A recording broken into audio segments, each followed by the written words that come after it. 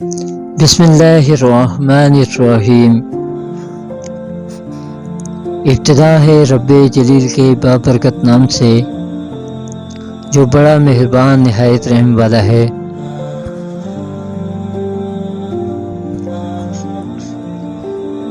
تمام دیکھنے اور سننے والوں کو شاہد اسلامک پوائنٹ کی طرف سے السلام علیکم۔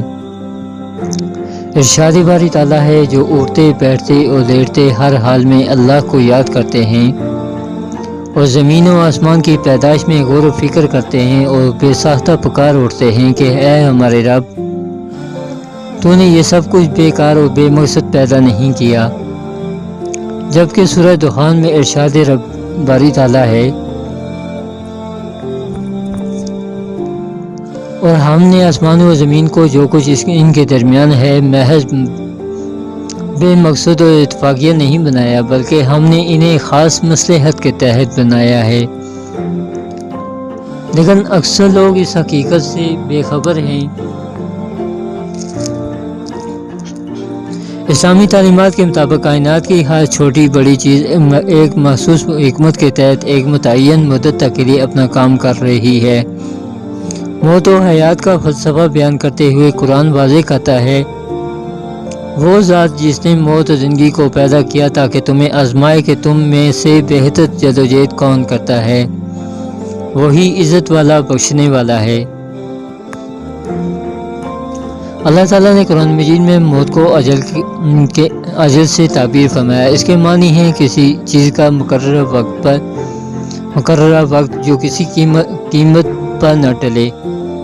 اللہ رب العزت کا ارشاد ہے، جب تم کسی مقررہ مدت ادائیگی تک قرض کا لین دین کرو تو اسے لکھ لو۔ جس طرح فرد کے لیے ایک وقت مقرر ہوتا ہے، اس طرح قوموں کے عروج و زوال کا وقت بھی مقرر ہے۔ اور فرمایا ہر قوم کے لیے ایک میعاد مقرر ہے، جب مقرر وقت آ جائے تو ایک ساتھ کی تقدیم و تاخیر نہیں ہو پائے گی۔ اس طرح فرد کی موت کا بھی ایک وقت مقرر ہے۔ ارشاد باری تعالیٰ ہے، بے شک اللہ کی طرف سے جب موت کا مقررہ وقت آ جائے تو وہ ٹلتا نہیں۔ رسول اللہ صلی اللہ علیہ وآلہ وسلم نے ارشاد فرمایا، دنیا میں اس طرح رہو جیسے تم ایک راہ چلتے مسافر ہو یا کسی منزل کے راہی۔ حضرت عبداللہ بن عمر رضی اللہ تعالی عنہ کہا کرتے تھے، جب شام ہو جائے تو صبح کا انتظار نہ کرو، اور جب صبح ہو جائے تو شام کا انتظار نہ کرو، اور بیماری سے پہلے صحت کو غنیمت سمجھو اور موت سے پہلے زندگی کو غنیمت سمجھو۔ رسول اللہ صلی اللہ علیہ وآلہ وسلم نے ارشاد فرمایا، دنیا آخرت کی کھیتی ہے، یعنی دنیا میں ایمان و عمل کی جو فصل کاشت کرو گے آخرت میں اسی کا پھل ملے گا۔ قرآن کے مطابق زندگی مقصد کے حصول کی جدوجہد سے عبارت ہے اور موت اس کے اخروی انجام سے۔ اس لیے انسانی زندگی کا بامقصد ہونا خود نظام کائنات کے جواز کی بنیادی دلیل ہے۔ قرآن حکیم کے مطالعے سے یہ ثابت ہوتا ہے کہ انسان کی زندگی کا اصل مقصد اور نصب العین اخلاقی کمال کا حصول ہے۔ ارشاد باری تعالیٰ ہے، اور نصیحت کرتے رہو کہ نصیحت ایمان والوں کو نفع دیتی ہے، اور یہ کہ میں نے جنوں اور انسانوں کو صرف اس لیے پیدا کیا کہ وہ میری بندگی کریں۔ اس آیت میں انسانی زندگی کا مقصد اور اس کی غرض تخلیق بیان کر دی گئی کہ انسانوں کو پیدا کرنا اللہ تعالیٰ کی کسی اپنی حاجت کے لیے نہ تھا، کیونکہ وہ ذات تو بے نیاز اور غنی اور رزاق ہے۔ باری تعالیٰ نے خود ارشاد فرمایا، بے شک اللہ ہی ہر ایک کو روزی دینے والا بڑی قوت اور قدرت والا ہے۔ جبکہ سورہ زمر میں ہے، اگر تم ناشکری کرو تو یاد رکھو گے اللہ تعالیٰ تم سب سے بے نیاز ہے اور اپنے بندوں کی ناشکری اسے پسند نہیں۔ اگر تم شکر کرو تو وہ اسے تمہارے لیے پسند فرماتا ہے اور کوئی کسی کا بوجھ نہیں اٹھائے گا۔ پھر تم سب کا لوٹنا تمہارے رب ہی کی طرف ہے، تمہیں وہ بتا دے گا جو تم کرتے تھے، بلا شبہ وہ سینوں کے راز تک جانتا ہے۔ موت نام ہے روح کا بدن سے تعلق ختم ہونے کا اور انسان کا دار فانی سے دار بقا کی طرف کوچ کرنے کا۔ ترقی یافتہ سائنس بھی روح کو سمجھنے سے قاصر ہے، حالانکہ اللہ تعالیٰ نے قرآن کریم میں واضح طور پر اعلان فرما دیا ہے کہ وہ صرف اللہ کا حکم ہے۔ موت ہر انسان کے اعمال کا رجسٹر بند کر دیا جاتا ہے اور موت پر توبہ کا دروازہ بند اور جزا و سزا کا وقت شروع ہو جاتا ہے۔ حضور اکرم صلی اللہ علیہ وآلہ وسلم نے ارشاد فرمایا، اللہ تعالیٰ بندے کی توبہ قبول کرتا ہے یہاں تک کہ اس کا آخری وقت آ جائے۔ ہم ہر روز، ہر گھنٹہ، بلکہ ہر لمحہ اپنی موت کے قریب ہوتے جا رہے ہیں۔ سال، مہینے، دن گزرنے پر ہم کہتے ہیں کہ ہماری عمر اتنی ہو گئی، لیکن حقیقت یہ ہے کہ یہ ایام زندگی سے کم ہو گئے ہیں۔ اللہ تبارک و تعالیٰ نے اپنے پاک کلام کی متعدد آیات میں موت اور اس کی حقیقت کو بیان کیا ہے۔ ہر جاندار کو موت کا مزہ چکھنا ہے اور تم سب کو تمہارے اعمال کے پورے بدلے قیامت ہی کے دن ملیں گے۔ پھر جس کو دوزخ سے بچا دیا گیا، جنت میں داخل کر دیا گیا، وہ صحیح معنوں میں کامیاب ہو گیا۔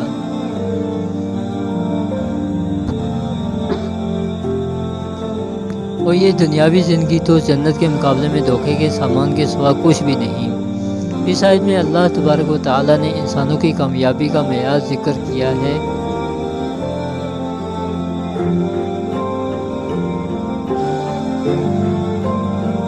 اور وہ یہ ہے کہ اس حال میں ہماری موت آئے کہ ہمارے لیے جہنم سے چھٹکارے اور دخول جنت کا فیصلہ ہو چکا۔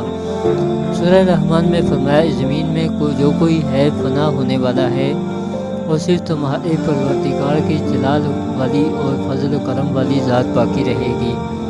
جبکہ سورۃ القصص میں فرمایا گیا، ہر چیز فنا ہونے والی ہے۔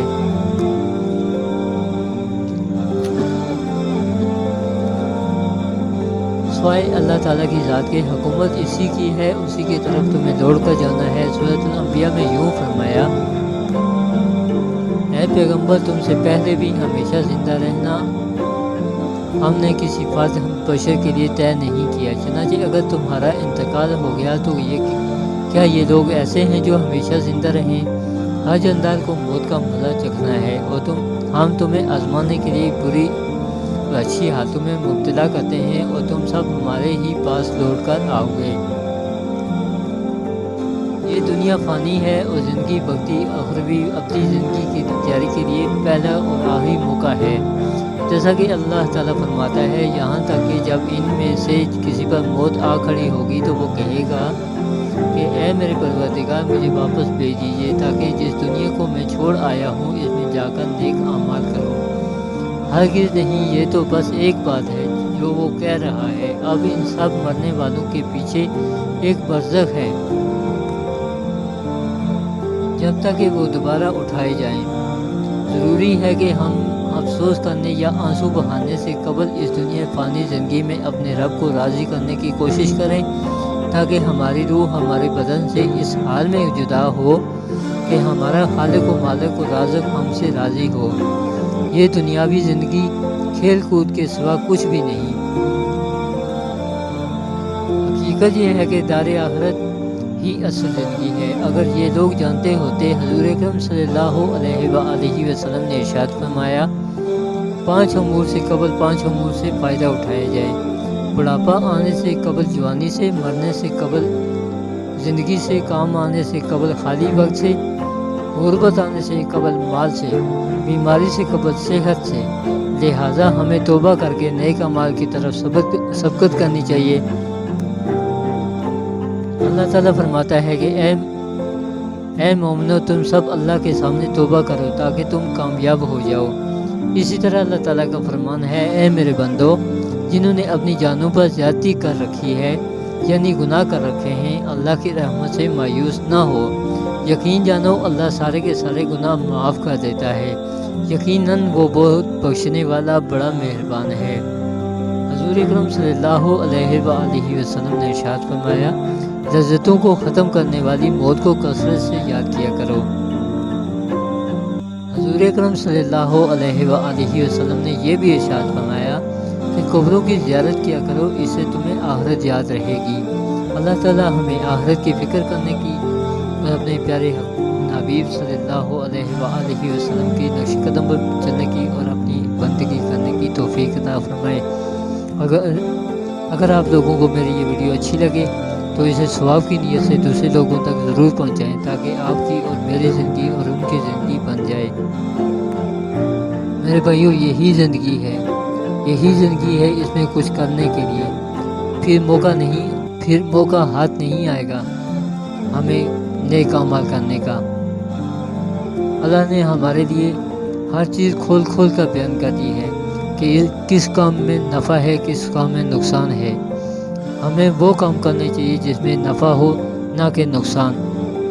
ہمیں اپنے پیارے نبی کریم صلی اللہ علیہ وآلہ وسلم کے نقش قدم کو سامنے رکھ کر اپنی زندگی بسر کرنی چاہیے، اور اپنی تخلیق کا مقصد کہ اللہ نے ہمیں اس دنیا میں کس مقصد کے لیے بھیجا اور ہم لوگ کیا کر رہے ہیں۔